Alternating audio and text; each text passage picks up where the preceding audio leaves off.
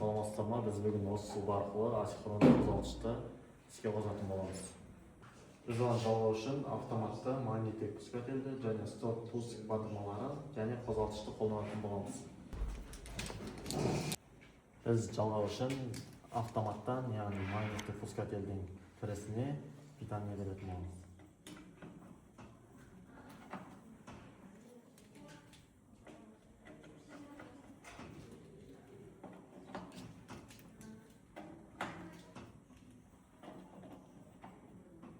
Питание бердік, және де біз магниттік пускательдің шығысы, яғни 2-ші, 4-ші, 6-ші контактіден қозғалтқыштың Т1, Т2, Т3 контактілеріне питание береміз.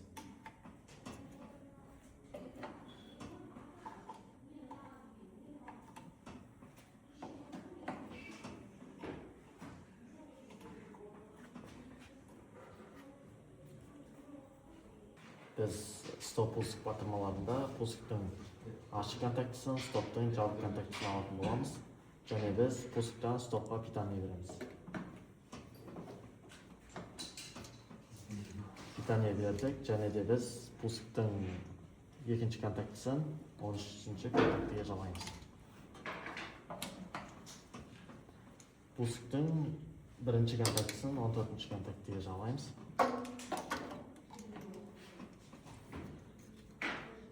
Ал стоптың 1-ші контактісін біз фазаға жалғаймыз.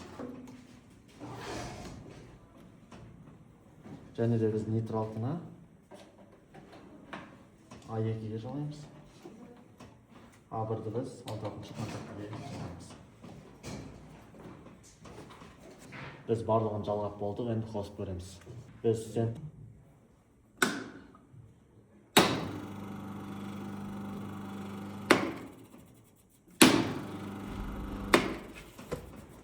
назар қойып тыңдағандарыңызға рахмет.